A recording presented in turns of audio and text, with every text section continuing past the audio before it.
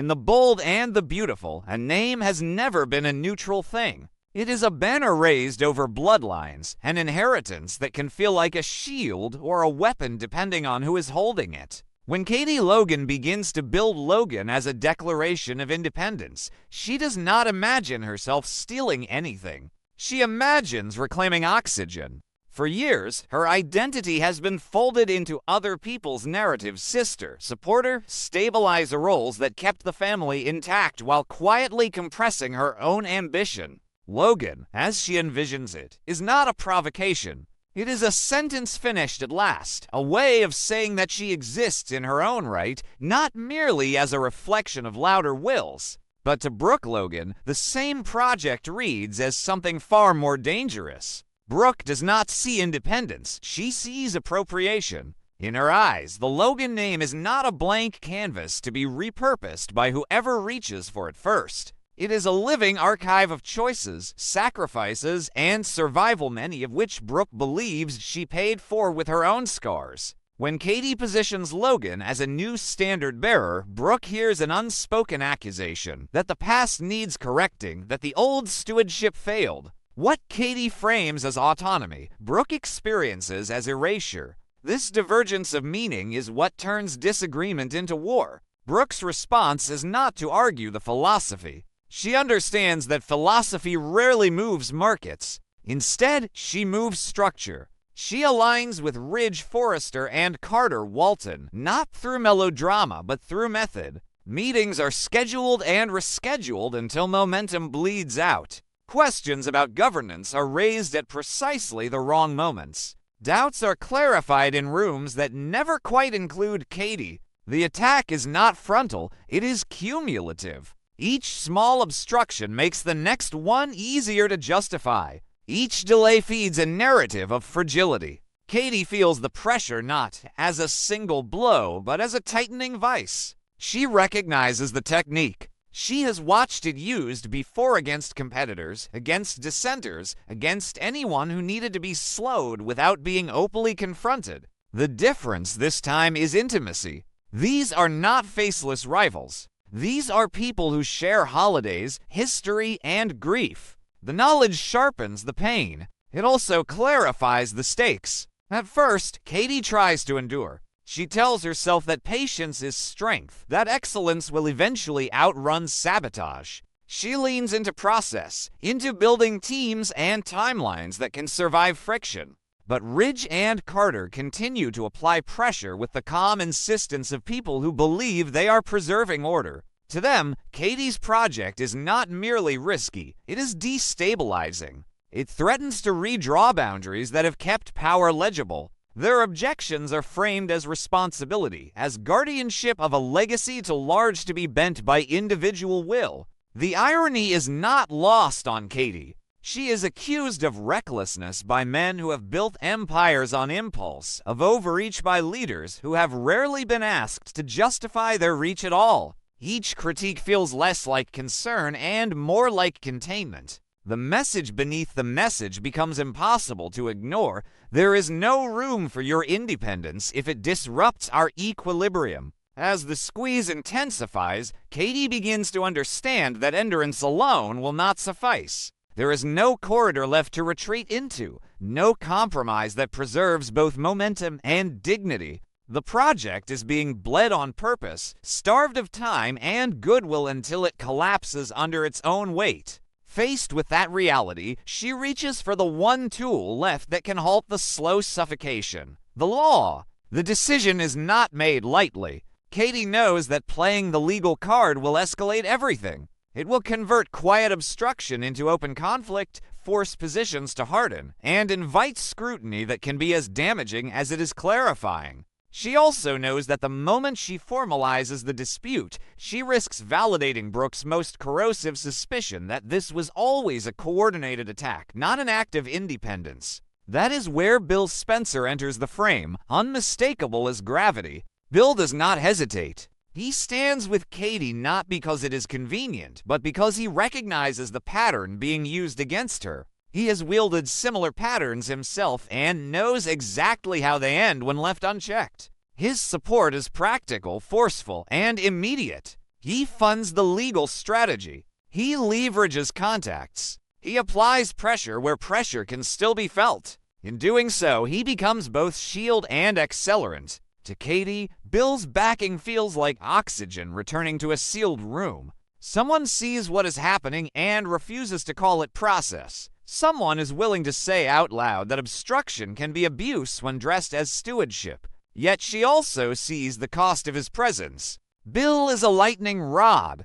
Wherever he stands, suspicion follows. His involvement reframes the conflict instantly in Brooke's mind. Brooke does not see Bill's support as solidarity. She sees orchestration. The narrative crystallizes with alarming speed. Katie's independence was never independent at all. It was financed, protected, and propelled by Bill. The Logan project becomes, in Brooke's telling, a proxy war, a Spencer-backed attempt to seize a name and destabilize a family. The more Bill defends Katie, the more Brooke's conviction hardens. What might have remained a philosophical rift transforms into a moral indictment. This is the moment Katie feels the first true fracture inside herself. She did not want a war. She wanted air. Now every move she makes is interpreted through someone else's fear. If she accepts Bill's help, she fuels Brooke's suspicion and deepens the family divide. If she rejects it, she stands alone against an apparatus designed to outlast her. There is no choice that does not cost her something she values. The legal path, once opened, takes on a life of its own. Filings sharpen language into allegations. Allegations demand responses. Responses generate headlines. Each step formalizes what had been implicit. The family is now adversarial. The name Logan, which Katie hoped would anchor her independence, becomes the battlefield itself, invoked, dissected, and contested in public view. Katie's nights grow shorter. Her thoughts circle the same impossible equation. If she wins, she may secure the brand and lose the family that shaped her. Holidays will fracture. Trust will calcify into civility at best. She will be remembered as the one who chose victory over blood. If she loses, the consequences are immediate and brutal. The project will be labeled a failure before it has a chance to define itself. She will be folded back into the old order, not as an equal, but as a cautionary tale, a reminder of what happens when independence challenges legacy. What haunts her most is that both outcomes carry a kind of erasure. Winning risks erasing her place within the family. Losing risks erasing her belief in herself. Brooke, watching the legal strategy unfold, experiences her own turbulence, though she would never name it as such. Beneath the certainty and the rhetoric, there is fear that the Logan name, once unified under her vision, is slipping beyond her grasp. Brooke has always understood identity as something defended through presence and persistence. Katie's project challenges that assumption by suggesting that identity can be reauthored without permission. To Brooke, that suggestion is existentially threatening. Ridge and Carter continue to press, convinced they are preventing a precedent that would fracture governance. They tell themselves they are protecting stability, even as they contribute to instability of another kind. Each justification reinforces the loop. Each maneuver makes retreat less likely. No one believes they are the villain. That is what makes the conflict so durable. Bill, for his part, begins to sense the unintended consequence of his support. He sees how easily his presence becomes proof of conspiracy, how quickly his reputation is used to discredit Katie's agency. He considers stepping back, then recognizes the cruelty of that withdrawal. To leave now would confirm the very doubts his involvement provoked, suggesting that Katie cannot stand without him. He stays, knowing that staying costs her as much as leaving would. Caught between these forces,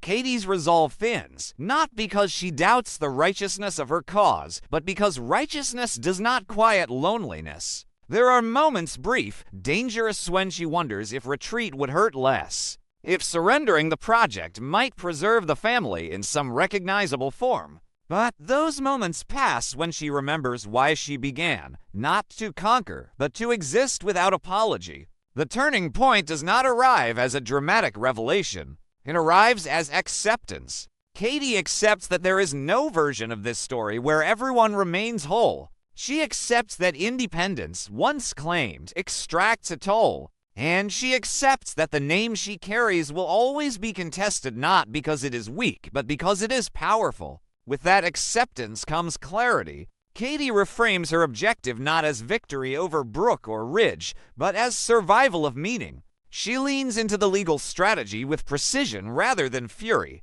She insists on process that is fair even when others are not. She refuses to personalize attacks, even as they become personal. She builds a record not just of obstruction, but of intent, trusting that transparency will matter eventually, even if it does not save her from immediate loss. The family does not reconcile. The war does not end neatly. What changes is Katie's posture. She stops seeking permission for the cost of her independence. She stops hoping for an outcome that preserves everything she loves. Instead, she commits to preserving the one thing she cannot replace, her own authorship. In The Bold and the Beautiful, names are inherited, but meaning is forged. Katie's struggle exposes the cruelty embedded in that truth. To claim independence under a shared name is to invite accusation from those who believe they own the past. To refuse the claim is to accept erasure by default.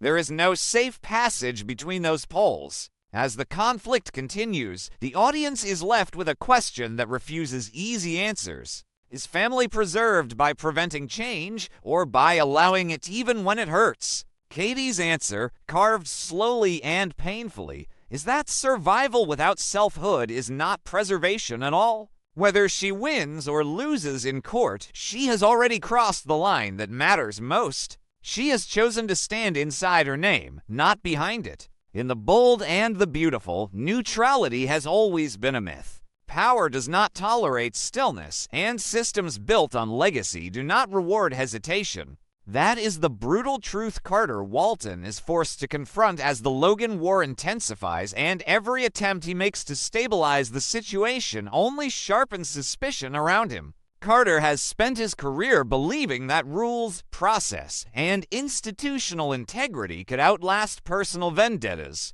Now, for the first time, he is discovering that the very act of intervening, of trying to be fair, can be reframed as betrayal from every direction at once. From the moment the Logan Project ignites open conflict, Carter is pulled into its gravity. On one side stand Brooke Logan and Ridge Forrester, who view the fight not as a commercial dispute, but as a matter of honor. To them, the Logan name is not simply intellectual property.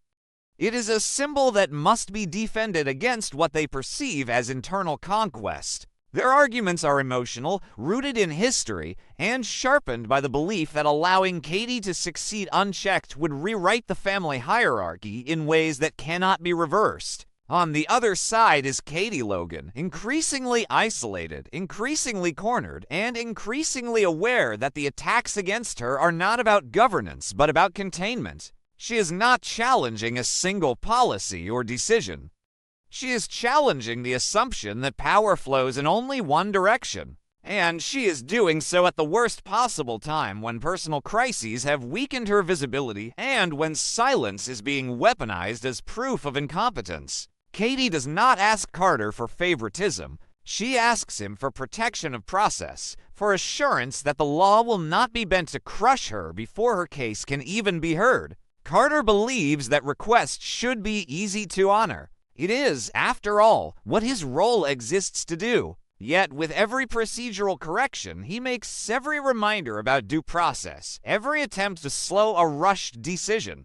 Every insistence that filings be reviewed impartially, he feels the atmosphere shift around him. Brooke's gaze sharpens. Ridge's tone hardens. Questions that once sounded collaborative now carry accusation. Carter is no longer seen as a steward of fairness, but as an obstacle to victory. His professionalism, once praised, becomes suspect. His caution is recast as complicity. The paradox tightens with each passing day. If Carter intervenes to ensure Katie is not steamrolled, he is accused of bias against Forrester leadership. If he steps back to avoid that accusation, Katie is left exposed proof, in her opponent's eyes, that the system works only when it works for them. Carter realizes, too late, that balance itself has become incriminating. In a war framed as loyalty versus betrayal, neutrality is treated as defection. This is the pressure point where Carter's internal conflict begins to erode his certainty.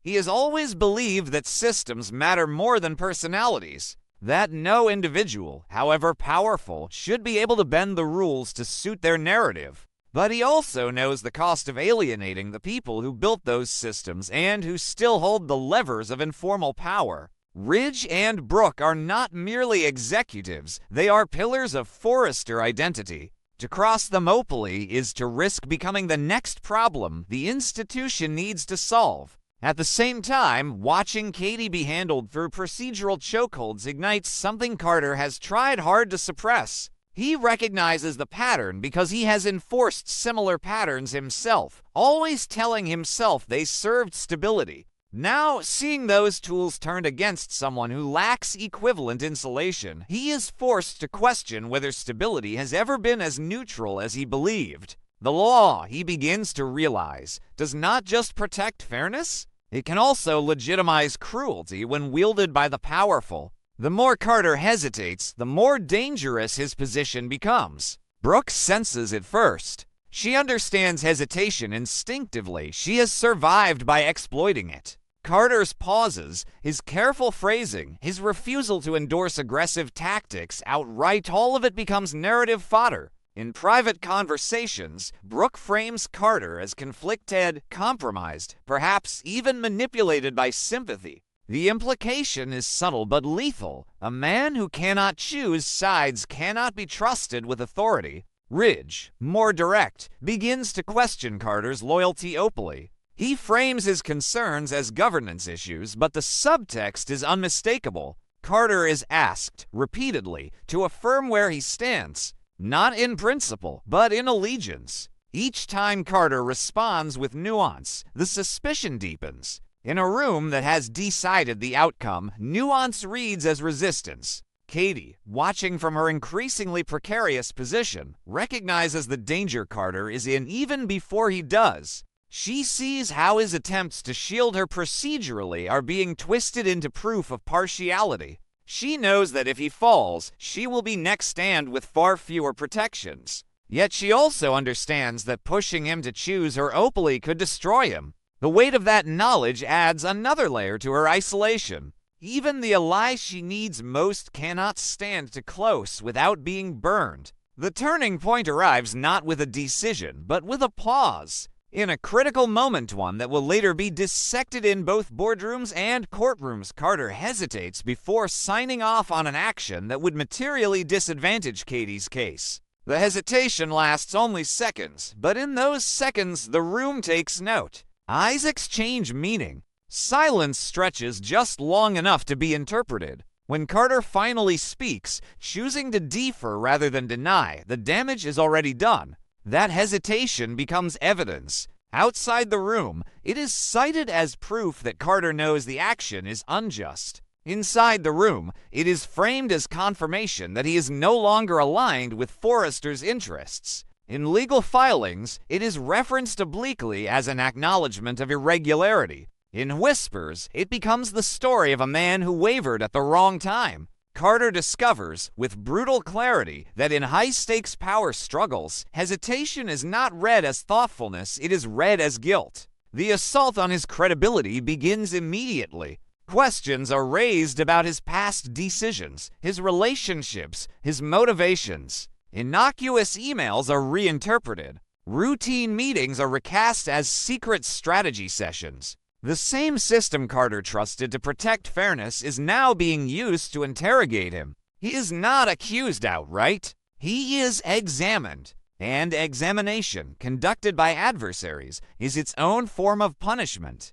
Carter's nights grow restless. He replays the moment of hesitation again and again, wondering whether any decisiveness would have been safer. He confronts an unbearable truth, that the system he believed in does not reward integrity, it rewards alignment. The law, he realizes, is not offended by bias. It is offended by unpredictability. His mistake was not leaning toward Katie or toward Forrester. His mistake was refusing to lean at all.